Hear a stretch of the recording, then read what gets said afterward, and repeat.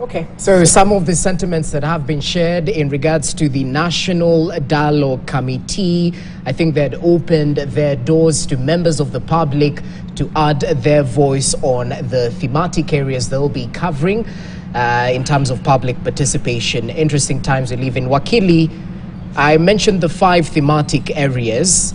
There are those who might criticize them that perhaps they lack specificity in terms of what exactly Kenyans were agitating for while going to the streets, and perhaps they criticize them in terms of not propagating, or rather propagating selfish leadership. What say you about the thematic areas and the progress so far? Thank you. I think first and foremost, this dialogue committee has brought out the weaknesses in each of our leaders. Because by and large, we expected the agenda of Mwananchi to be on the table and to be on every public platform. And I pity the people of Mount Kenya, where I come from, because the deputy president keeps coming to Mount Kenya and telling the people, watu hawataingia kwa serikali, they will not have a handshake.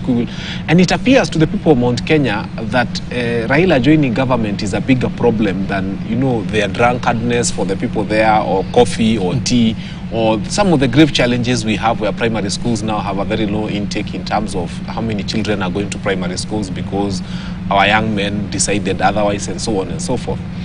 So I think the agenda of the Mwananchi is not on that menu. Because when they talk of things like entrenching NGCDF and entrenching the office of the Prime Cabinet Secretary, which they don't want to shout so much about, but now Mudavadi now is happy to have these talks because he was Prime Cabinet Secretary of something that did not exist.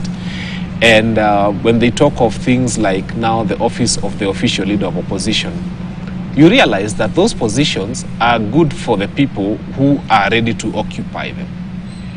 But the challenges of Mwananchi might remain long after Bomas is gone, because the issues of Mwananchi don't appear to be on the menu.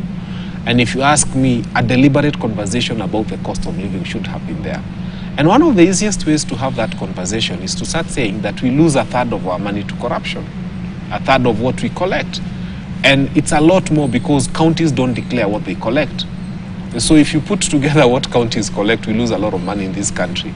And I think the conversations should be about, should government continue buying printing paper, for example, or should everybody be coming with 1 leaf of paper if they want a document printed for them? I think we just need to start having conversations around 1/3 of our budget is 1 trillion shillings.